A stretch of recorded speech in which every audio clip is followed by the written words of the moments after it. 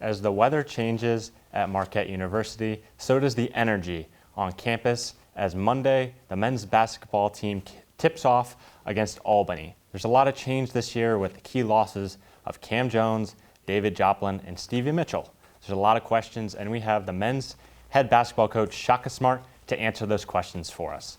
Hi, Shaka. Welcome in. How are you? I'm great. Thanks for having me. Of course. We're going to kind of start with those key losses. Who needs to step up for this team? You talked about Chase Ross being that guy at the scrimmage. What are your expectations for his jump, especially on the leadership side? Well, Chase is a senior now. Ben Gold is a senior now. So starting with those two, we're definitely expecting them to take a step forward from a leadership standpoint and from a playing standpoint. They've both been a part of a lot of wins over the course of their first 3 years. Having Sean Jones back on the court is big for us as well. He underwent a long process of coming back from the injury he sustained a couple of years ago. So those three are the foundation, and then we've got a bunch of guys that are first, second, and third year guys that are still becoming and figuring out who they are. But every day they're working to be 1% better. And one of the things that goes hand in hand with graduation of guys like Stevie, Cam, and Jop is there's an opportunity, there's a void for others to step into. And our job as coaches is to help them do that. You have kind of used those opportunities, sticking with the guys that you've had. And I personally, a lot of people are like, well, why don't you go to the transfer portal? I like the development that you do have. It's the professional development, not only the growth of them on the court, but them as a lot of coaches, their job at college is to grow them as men. And why is that so important to kind of preach to the parents that trust you to show what you've done? And you've produced NBA talent at this level without them going one and done. Well, you know, for me, it goes back to when I was your age and in college. I was raised by a single mom, and really my coaches put their arm around me and worked hard with me on my own development, first and foremost as a man, and then obviously as a player. Those things are not mutually exclusive. If you want to become the very best player that you can, you have to grow in areas like resiliency, communication, mental toughness, your ability to be a great teammate, your ability to be receptive, your response to adversity and prosperity. Those are all personal qualities that also relate heavily to who you are as a player. And one of the reasons that we do it the way we do is we feel like we've had really good success with the young guys we have that have become old guys. Tyler Kolek, Oso Ighodaro, Omax Prosper, Cam Jones, Stevie Mitchell, David Joplin. Those guys all went from not necessarily these household names in college basketball to guys that became big-time winners. And, you know, a lot of them, really all of them, went on to professional basketball careers.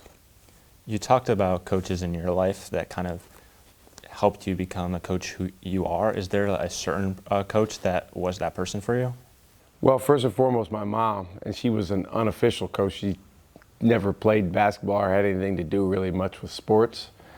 But, you know, she taught me the vast majority of what I try to work with these guys with as people. And then I would say my first college coach, I played for two college coaches, and the first one, his name was Bill Brown. And he put his arm around me and he put a lot of faith and confidence into me. He also, when he left, he told me, hey, you should go into coaching when you're done playing. So he planted a seed in my mind that obviously has a lot to do with where I am today. You mentioned earlier that third guy that we haven't seen in a while, and that's Sean Jones. He had his injury in 2024. He's coming off his injury, redshirted a year ago, and now will be back for you guys, which is huge for the program. What have you seen with his agility on the court in practices and scrimmages, and then also his leadership with this young team that, like we've mentioned, like you've talked about in other interviews, we don't know a lot about, but the growth is going to be key? He's moving well. Yeah, he looks great. He's as fast as they come, getting up and down the court. It's a very fast team. I think that Marquette students and Marquette fans are really going to enjoy watching us play because between Sean, one of our freshmen, Nigel James Jr., and Chase Ross, we got three guys that can get the ball up the floor as fast as anyone. Sean's been terrific on the leadership side. Honestly, he was the best leader on last year's team, but it caused a little bit of a, disjointed feeling out there because he wasn't playing, but he was leading, and we maybe needed some of the guys that were playing to lead more. But Sean's been great with his voice, and excited for him to finally get back on the floor. It will be about 21 months, in between the last time he played at Fiserv and when we open up on the 3rd. Yeah, we're all very excited for that tip-off.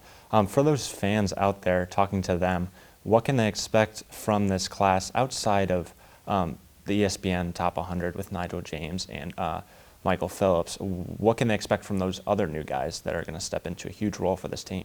Well, we've got a group of 5 guys in our freshman class, and you really could count Josh Clark as well because he redshirted last year, so he has 4 years of eligibility. We have 2 that are redshirting currently in Ian Militic and Sheik Pearson. Those 2 have very, very bright futures. Sheik skipped his senior year in high school. Imagine that. Him and Mike Phillips both should be seniors in high school right now, but came early. So they're very, very young. But between Mike, NJ, and Adrian, those 3 guys have an opportunity, I think, to hit the ground running. They are young. They do have a lot to learn. Physically, there's some growth to still be made, although NJ and Adrian really have strong bodies for guards. And we're just excited about their receptivity. This is a group that can, I think, become a cornerstone group for us over the course of time and lay a foundation at Marquette for future teams to come. Another team that you have compared this class to was another foundational group, the one that came in with you 5 years ago, and that Tyler Cullick transferred in with. You talk about the similarities, but I think a lot of people want to know what's the differences, what's the difference makers with this group? Yeah, that's a great question. Well, Stevie's group, those guys came in with 5 guys and ended up graduating with 3 scholarship guys plus Cam Brown, who was one of our walk-ons that's on our staff now. This group, I think, across the board, is maybe even more talented. Cam Jones obviously turned into one of the all-time leading scorers. Jop had a heck of a career, and so did Stevie. But I think this group even has more upside in time.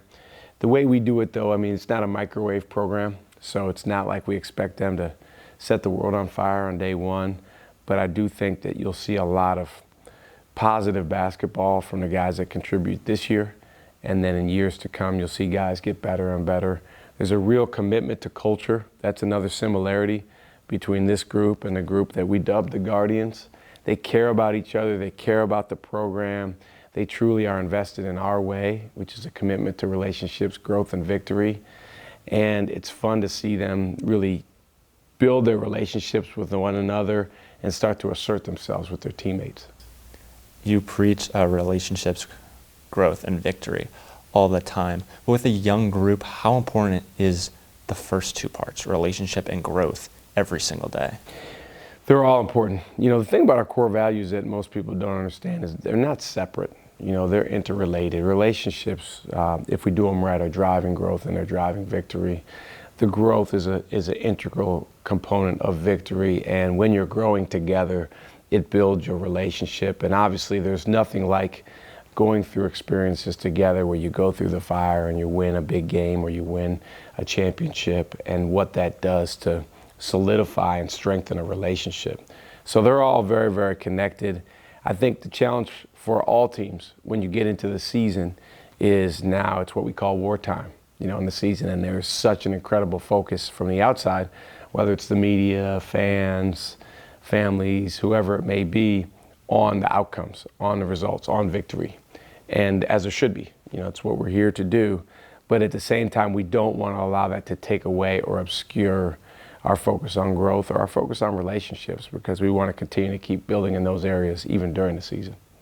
I love that you call it wartime, because there's always battles in a war, and throughout a season, you're going to go through your battles. And last year, you guys had some heartbreaking losses. I can think of the last game here, the last second against St. John's, even how the season ended against New Mexico, who had really great players. Donovan Dent showed up big in that game. He's now at UCLA.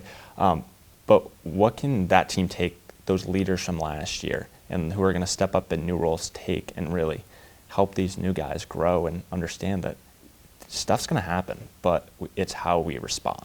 Absolutely. Well, I think the benefit of experience, Chase Ross, Ben Gold, some of the other juniors and seniors on our team, the games that they've been a part of, is that you have firsthand experience with what goes into winning, but also what goes into losing. You know, sometimes to learn how to win big, first you've got to learn what goes into losing so you can make sure that that does not occur. And, you know, heartbreaking losses are devastating to go through. They're hard to get over. But what they do allow you to do is grow and learn. And hopefully, if you're really, really intentional, you're not going to lose another game that same way. When it comes to those returners, Chase Ross on the preseason All Big East team, which is huge. But Dan Hurley was asked at Media Day in New York, what about those things like preseason? What does it really matter? And he was like, he told the media that for the preseason poll that Luke Murray was the one who filled it out. Do you agree with Dan Hurley on kind of this preseason stuff not meaning much? I do agree with him. I think that a lot of the preseason prognostications are based on what happened last year, and there's so much that's occurred since last year. Now, there are, you know, guys that were really good players last year that it's a good bet that they'll be really good players again. But one of the things we do every year, which I really enjoy, is we take the preseason all-conference team, and then when the postseason all-conference team comes out, we put them together. We highlight the guys in red on the preseason all-conference team that were named preseason all-conference but not postseason all-conference, which is the one that matters. Then we highlight the guys in green that were on the all-conference team at the end of the year that were not on the preseason all-conference. So for example, a few years ago when we won the Big East, we had no one that was picked to any of the preseason all-conference teams, but then we had 3 guys that were recognized, 4 guys if you count Jop as the 6th man of the year, that were recognized in the postseason. That's obviously what you would much rather have. It's based on winning. The more you win, the more recognition individually guys are going to get. But it's also, you know, based on your connectivity with each other and how much you're going to push each other to be your best. I love obviously you don't want to look back on the past, but you want to learn from kind of what happened and just being especially looking back at what you've done here, showing the group is hey, what people's predictions. There's all these pundits, people in the media. They're going to say what they're going to say no matter what. They get paid to do that, but it's ultimately what you produce on the court. And Royce Parham produced last year. And what are you expecting from him to make that next step? A lot of people think he's going to play the role of what David Joplin did last year. And for me, looking at them, they're 2 different players. So what do you say to those people? And then what are your expectations for him? My expectations for Royce are to take another big jump. I think he had a very strong freshman year. One of the best things about his freshman year is he got better over time, but he also went through the typical twists and turns and ups and downs of a freshman. Sophomore year is tricky because you have that experience under your belt of the full year before, but you're still a relatively young player. Royce is 19 years old, you know, playing against, we had a scrimmage the other day against a guy that was 26. So there's a lot of older guys out there. So he's still on the younger end, and you still face some growing pains along with that. But I do think as he gets his feet under him with the start of the season, he's going to put the ball in the basket a lot. That's one of the biggest things that we need from him. You know, I think scoring is something that any team can always use more of. And with us losing Cam and Jop, 2 of the best scorers we've had in the 4 years I've been here, we definitely are going to need guys to step forward. And I would say Royce is first in line for that. I think on the depth side, you got some more shooters. And then you also, with Josh Clark that you said yourself, you can kind of group into that kind of the new guys. And I think that helps in a very physical Big East. Zuby Ejiofor was voted preseason player of the year. And we've seen people like Donovan Clingan, Ryan Kalkbrenner. So physicality is important. How important is it to steal possessions on the offensive glass from these physical teams and teams like we saw Solo Ball in Pfizer was on fire making those shots from way downtown? how important is it to steal those possessions from those teams at the top of the Big East especially? It's huge. You know, UConn and St. John's have been by far the two best offensive rebounding teams. We were actually third last year in league play, and we've gotten better each year that we've been here. My first year we were last in the league, and then the next year I think we were 8th and 6th and then 3rd. But there is a significant jump that we're going to need to take to get up on the level that UConn and St. John's are on as it relates to offensive rebounding. I think some of it is relative to personnel. So, you know, if you recruit Dennis Rodman on your team, you're going to have a better offensive rebounding team. Most of it is about personnel, but it's also about an emphasis that we place every single day in practice. When it comes to just you look at the Big East right now, the top 3 to the media is UConn, St. John's, and Creighton because of that portal. But like you said, we really don't know. Ultimately, we've seen people, whether it's especially in college football and college basketball, I think it's talked about more of just showing like these players coming in and making an impact. You look at St. John's a year ago, Indiana football with Coach Signetti. Why do you think, for you, it's important to see the kind of continuity between these players that we see those teams who go to the portal struggle with? And I think a lot, when you look at 4 through 6, you're the only team that really didn't go to the portal that way. Well, I think that like any other walk of life, there's pros and cons of any approach. And there's a lot of different ways to skin a cat. You know, there's a lot of different ways in coaching to be successful, whether it's in how you go about recruiting or roster construction, or whether it's how you go about playing offense, whether how you go about playing defense. For us, as I told you, because of my background, I really value the growth and the relationships with our current guys. If it's up to me, every guy on our team, you know, if it makes sense for them, would be at Marquette between now and when either they graduate, or if they're so good to go to the NBA before graduation, when they go to the NBA. That's what we're going after. And at the same time, there's pros of that. There's a lot that comes from that type of continuity. I certainly understand the benefits and the positives of why people bring guys in from the portal. I'm a believer, though, that if we truly want to maximize the growth and development of the guys we have inside of our program, then we can't necessarily bring 5, 6, 7 guys in every spring and run 2, 3, 4 guys off of our team every spring.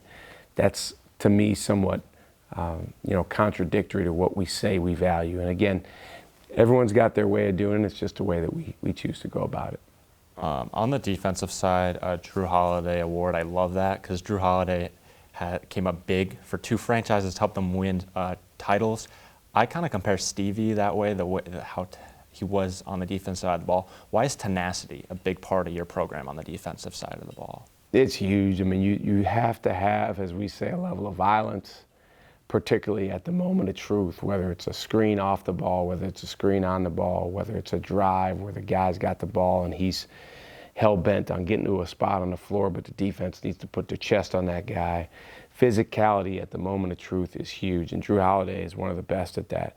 It requires a level of IQ for sure. Drew Holiday is one of the smartest basketball players in the NBA, and so that's with younger guys, that balance we're trying to get them to strike of, you know, gaining that physicality and that violence, but then also using your mind much more than you needed to in high school, because when they were in high school, they were just so much better. They probably didn't have to play particularly hard.